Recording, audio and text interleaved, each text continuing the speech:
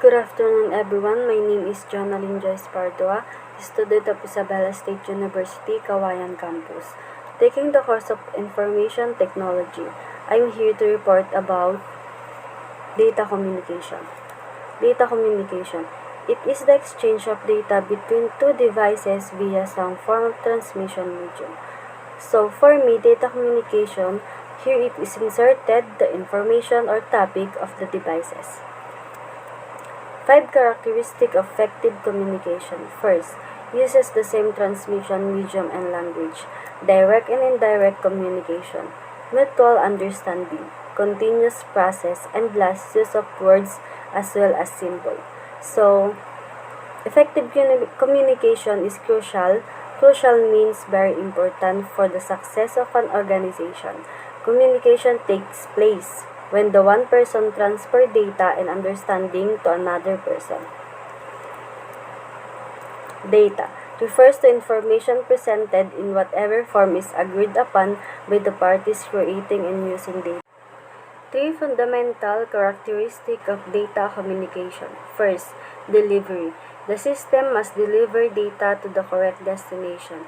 So, delivery for me, this is the process or way to use effective technique to impress your audience while delivering your topic. Second, accuracy. The system must deliver the data accuracy.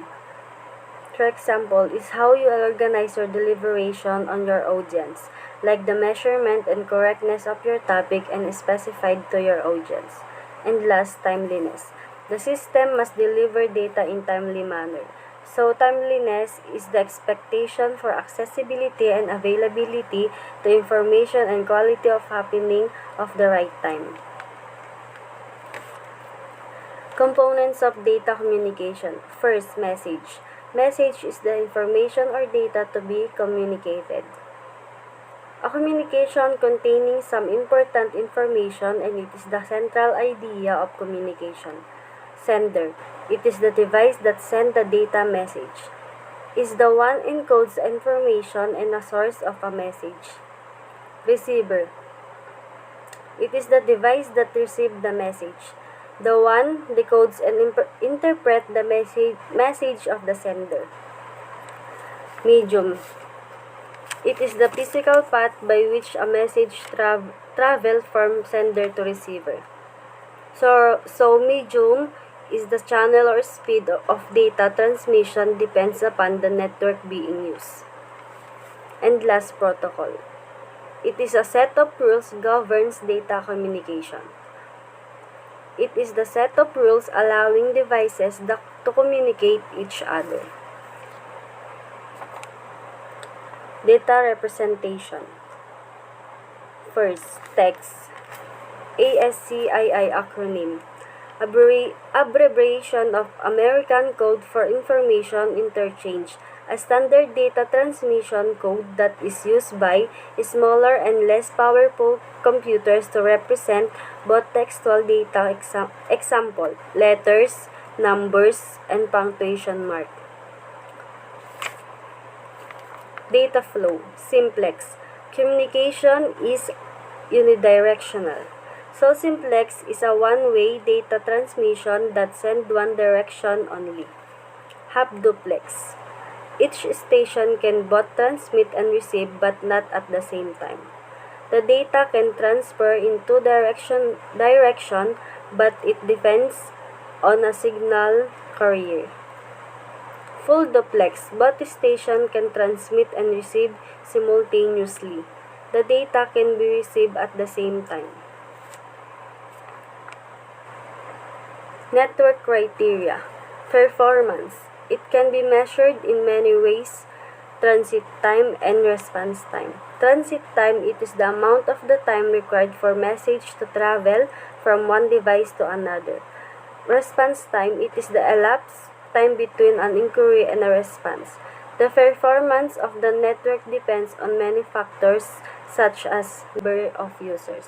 Number of users. Having a large number of concurrent users can show response time in a network not designed to coordinate heavy traffic loads.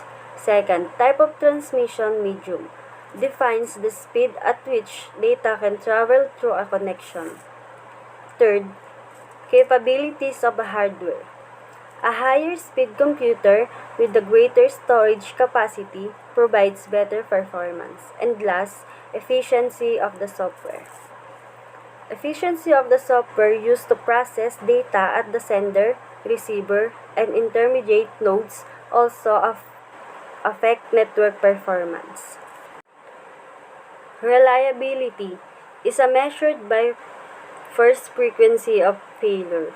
Frequency of failure, all networks fail occasionally. A network that fails often, however, is of little value to a user. Time it takes a link to recover from failure. How long does it take to restore device? A network that recovers quickly is more useful than one that does not. And last, networks robustness in a catastrophe. One protection against unforeseen damage is a reliable system to back up network software. Categories of network. Network is categorized with the following factors: size, ownership, distance.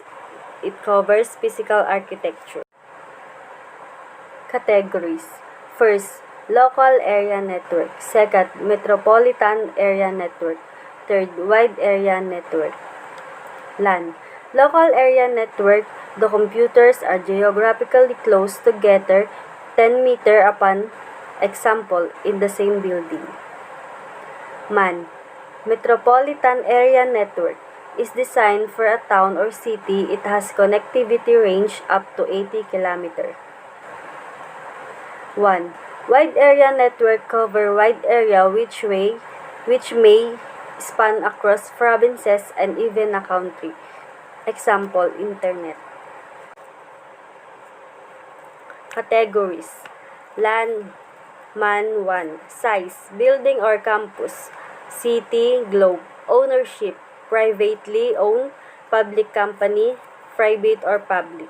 Distance, few kilometers, extend over entire city, extend over entire globe. P. Architecture, bus, star, and ring. LAN to LAN, man to man. Example, laboratory network, cable network, and internet. Network is a group of connected communication devices such as computers and printers. So, an example of network is internet, which connects billions of people all over the world. Mid-1960s, standalone devices. ARPA, Advanced Research Project Agency. DoD, Departments of Defense. 1967, ACM, Association for Computing Machinery meeting. ARPA, ARPANET. IMP, Interfaces, Message Processor. 1969, ARPANET Reality, 4 nodes. First, University of California, Los Angeles. University of California, Santa Barbara. Stanford Research Institute. University of Utah. NCP, Network Control Protocol, 1972. Vint Cerf and Bob Kahn, Interneting Project, Transmission Control Protocol. First, encapsulation, wrap then unwrap. Datagram, prioritize time over reliability. Function of a gateway, gate between two network. Shortly thereafter, TCP/TCP, higher level function. First, segmentation, reassembly, error detection. IP, handle datagram. TCP or IP, Internet Protocol today's. Physical topology. It refers the way in which a network is laid out physically. So, physical topology refers to the interconnected structure of a local area network. Categories. Mesh. Communication is point-to-point. Mesh, which nodes are interconnected with each other. Bus. Signals are shared with the backbone cable. Simplest kind of topology in which a common bus or channel is used for communication in the network. Star, which all the nodes are connected to a centralized hub. And last ring. Signals are circulates within the network, which each computer is connected to exactly two other computers to form the ring. Here's the topology, advantages, disadvantages, and feature. Nakapaloob na po dyan lahat. At dyan na po nagtatapos ang aking report. Maraming salamat po sa inyong pakikinig. Ako po ulit si Jhonalyn Joyce Pardua from BSIT 2C BPO. Thank you po.